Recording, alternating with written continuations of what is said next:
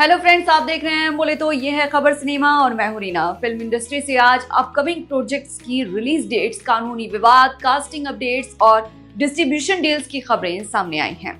तो चलिए बिना किसी देरी के शुरू करते हैं आज का न्यूज बुलेटिन।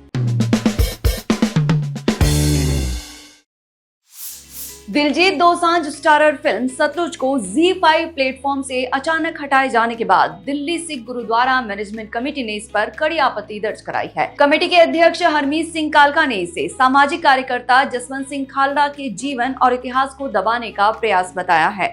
इसके विरोध में सिख संस्था ने घोषणा की है कि वो जनता के बीच फिल्म की पहुंच सुनिश्चित करेगी, इसीलिए अपने स्तर पर पब्लिक स्क्रीनिंग्स और शैक्षणिक संस्थानों में विशेष सेमिनार आयोजित करेंगे, जहां ये फिल्म दिखाई जाएगी।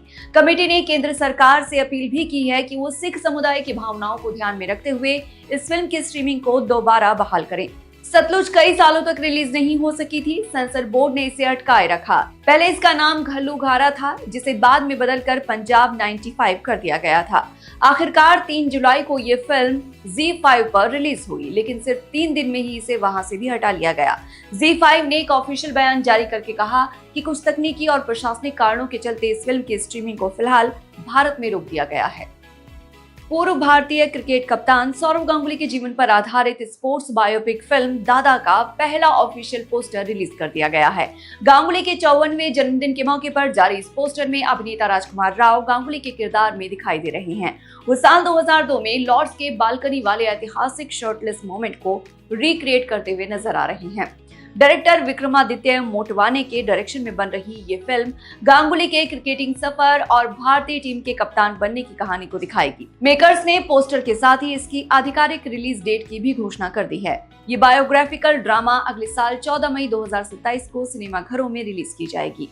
कल हमने आपको बताया ही था कि डायरेक्टर नितेश तिवारी की पौराणिक महागाथा रामायण के all India theatrical distribution rights Karan Johar की कंपनी ने खरीद लिए हैं। अब ये भी सामने आ गया है कि धर्मा प्रोडक्शंस ने इसके लिए कितने पैसे दिए हैं। धर्मा ने ये राइट्स 250 करोड़ की भारी भरकम रकम खर्च करके लिए हैं।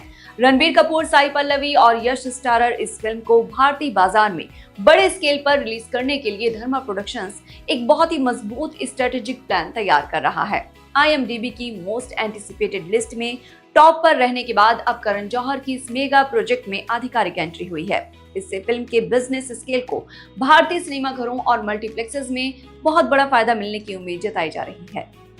मेजर और डकैत से हिंदी दर्शकों के बीच अपनी पहचान बनाने वाले एक्टर आदि विशेष ने अपने अगले बड़े प्रोजेक्ट पर काम शुरू कर दिया है। रिपोर्ट्स के मुताबिक आदि विशेष एक बार फिर एक high octane Hindi action drama film में मुख्य भूमिका निभाने जा रहे हैं। सोर्स के मुताबिक फिल्म की स्क्रिप्टिंग का काम पूरा हो चुका है और ये प्रोजेक्ट साल 2027 के शुरुआती महीनों में फ्लोर पर जाने के लिए पूरी तरह तैयार है। हालांकि मेकर्स ने अभी तक फिल्म के टाइटल और बाकी की स्टार कास्ट को पूरी तरह सीक्रेट रखा है, लेकिन आने वाले कुछ महीनों में एक ग्रैंड इवेंट के जरिए इस बड़े प्रोजेक्ट की आधिकारिक घोषणा की जा सकती है। बॉलीवुड की सबसे सफल कॉमेडी फ्रेंचाइज के अगले पार्ट यानी गोलमाल 5 को लेकर एक बेहद दिलचस्प कास्टिंग अपडेट सामने आया है। National award winner actress Priyamani इस फिल्म में मुख्य विलन के रूप में नजर आने वाली हैं। वो अजय देवगन और अक्षय कुमार की टोली का मुकाबला करेंगी। डायरेक्टर रोहित शेट्टी के डायरेक्शन में बन रही ये फिल्म इसी साल फरवरी से मुंबई में फ्लोर पर है और प्रियामणि ने अपनी हिस्से की शूटिंग भी शुरू कर दी है। चेन्नई एक्सप्रेस के स्पेशल नंबर और फिल्म मैदान के बाद प्रियमणि की रोहित शेट्टी और अजय देवगन के साथ ये अगली फिल्म है। मेकर्स इस कल्ट फ्रेंचाइज के 20 साल पूरे होने पर इसे साल 2027 की शुरुआत में रिलीज करने की प्लानिंग कर रहे हैं। प्रोडक्शन कंपनी फैंटम स्टूडियोज ने साल 2014 की कल्ट क्लासिक फिल्म क्वीन के राइट्स और इसके अपकमिंग सीक्वल को लेकर बॉम्बे हाईकोर्ट का दरवाजा खटखटाया है। जियो स्टार इंडिया के खिलाफ फैंटम स्टूडियोज ने जियो स्टार पर फिल्म के सीक्वल राइट्स के उल्लंघन का आरोप लगाते हुए पूरे 250 करोड़ रुपए के हर्जाने की मांग की है। कानूनी याचिका के मुताबिक ओरिजिनल फिल्म के सीक्वल और फ्रेंचाइज राइट्स को लेकर दोनों कंपनीज के बीच चल रही बातचीत बिना किसी अंतिम समझौते के रुक गई थी, जिसके बाद फैंटम स्टूडियोज ने अदालत से इस मामले में तुरंत हस्तक्षेप करने और जियो स्टार के प्रोजेक्ट पर रोक लगाने की अपील की है। यानी कंगना की एक और फिल्म कंट्रोवर्सी में फंस गई है। आज के खबर सिनेमा में बस इतना ही। कल फिर मिलेंगे। देखते रहिए एम बोले तो।